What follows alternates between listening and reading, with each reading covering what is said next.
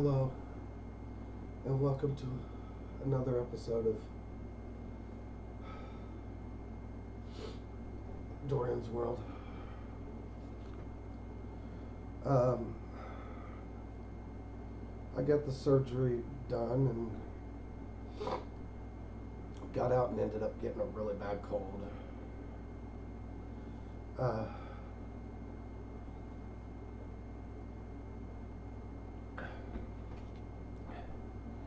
I went in today to get the staples removed. And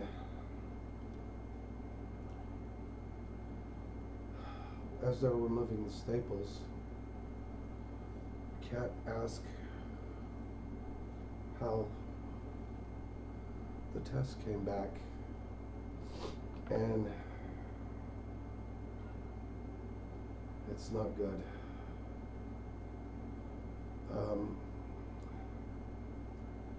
I have colon cancer. It's spread to the lymph nodes. They don't know how far yet, but they're going to check the rest of they're going to remove some more lymph nodes and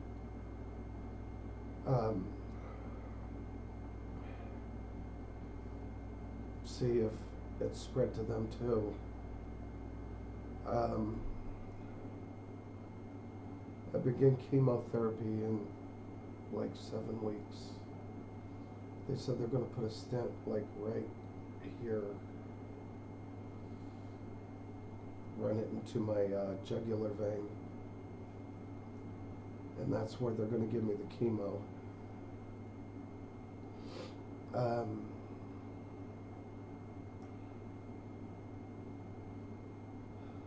It hit me hard. I mean, and everybody's like, well, cancer, colon cancer, you're not even 50. But the thing about it is that cancer takes out a lot of my family. And I'm just hoping that this hasn't spread enough to where it can't be reversed. I mean, I've got to watch out for Kat. I've got to watch out for my kids. Got to watch out for my friends. I spent most of the day, sorry I didn't get on and tell you guys sooner, but I spent most of the day sitting and listening to music and crying because I didn't expect it to go this way. I mean, I go in for an appendicitis and come to find out I have cancer.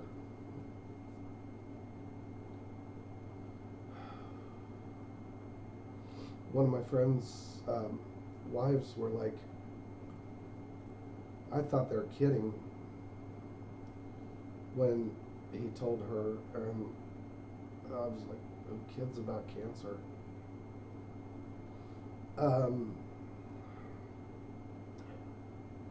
One of my friends, bless her heart, she went into the denial stage going, no, this can't be happening.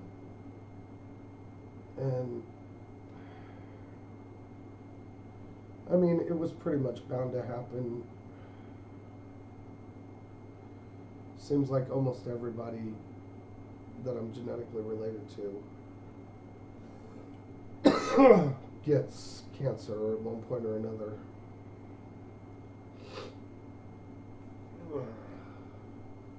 And I'll be going up to Cape to get the cancer taken care of. I'm going to be sick. I'll try to walk you guys through this.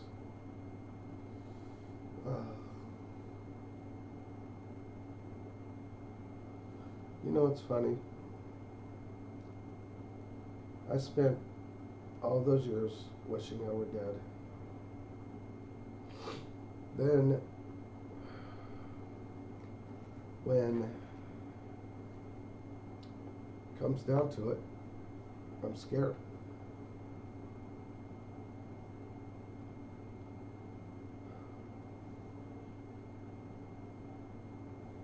cat, she has been fluctuating between crying her eyes out and just pure anger. My friend Matt's trying to help out any way he can, but truthfully, it's up to whether or not, I can just completely shake this, get rid of the cancer. I know I'm a realist. I know that it's going to take me, I'm going to be sick for like 6 months to a year trying to shake this.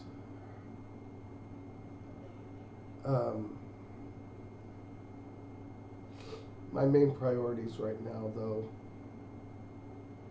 are preparing for if this doesn't go well. I've got to find a rent to own that Kat can afford without me if I ain't here, so that she'll be okay.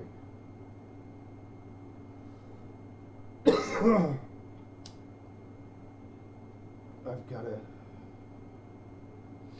make sure that she's taken care of. I done told her everything that is mine. If something happens to me, she helped me get it, so nobody deserves it but her. Nobody else helped me with this except for a friend with the computer and a friend with the house, but everything I've accumulated, she helped me get. So, I mean, it's to her, it's her stuff. If something happens to me.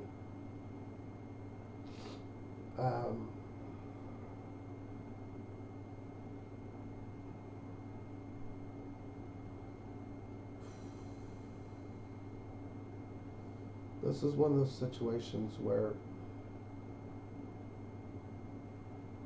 it ain't really, I mean, you think about the way, that living and dying affects you.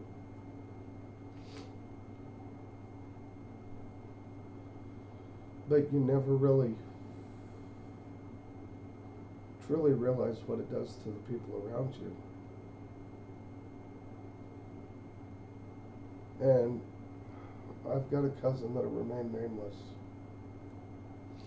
that sits there and talks about how bad they got it, how the food they eat isn't good, things like that. Truth to the matter is, I mean, yeah, you're not doing well, I'll give you that. But you're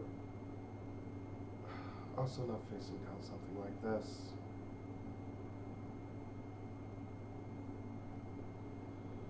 I still got so much to do.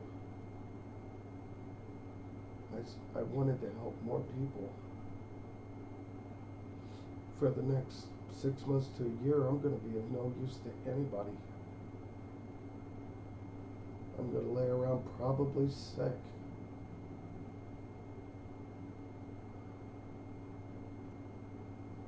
Which puts more responsibility on Kat that I don't even know she's prepared for it. I mean, I didn't think that appendicitis would lead to a part of my colon being removed, a mass being removed, some of my lymph nodes, and then freaking colon cancer.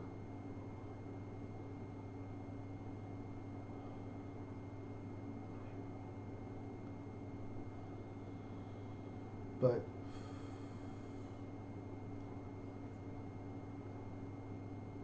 I'm going to try to fight through this.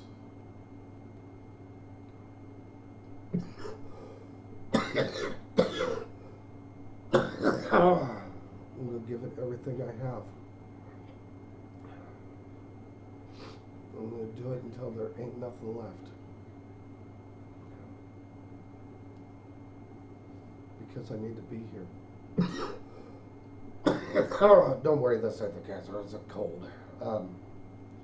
If I didn't have this freaking cold, I would actually feel a lot better. Which means that I think that the freaking cancer isn't going to take me out. I'm just preparing for the eventuality if it does. Because my family is known to get cancer and then it to come back with a vengeance. Apparently, when they did the operation on me, my bowels were, well, the mass was in my colon, and it wasn't allowing anything to pass. So a couple more days of that, I would have been dead.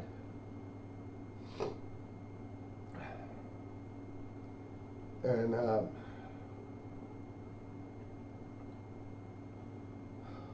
makes you realize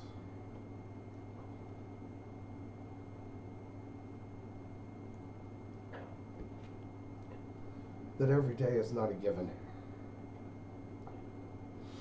You don't get to go to sleep and say, oh, I'm going to be fine tomorrow.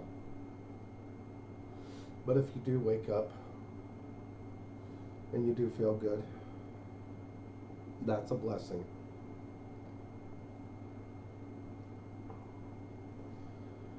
And yes, I know you're probably saying, well, you got colon cancer, why are you smoking? Because I'm going to enjoy it until I get the chemo, which means probably up there for a while.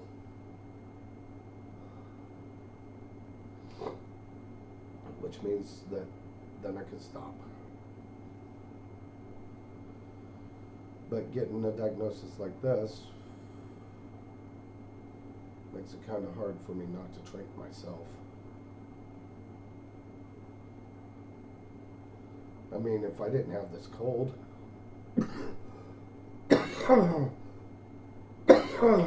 I would be drunk as hell right now.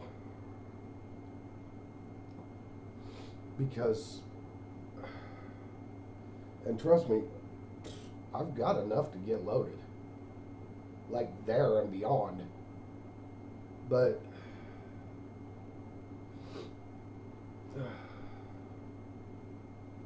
this damn cold that I got, freaking chest congestion, sneezing,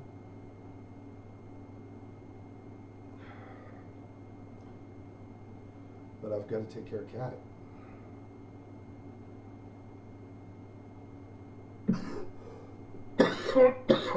I want to make sure she's fine.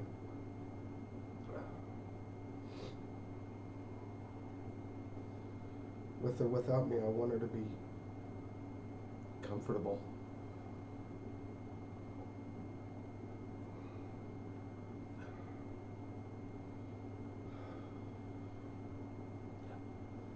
Well, that's all I've got for right now.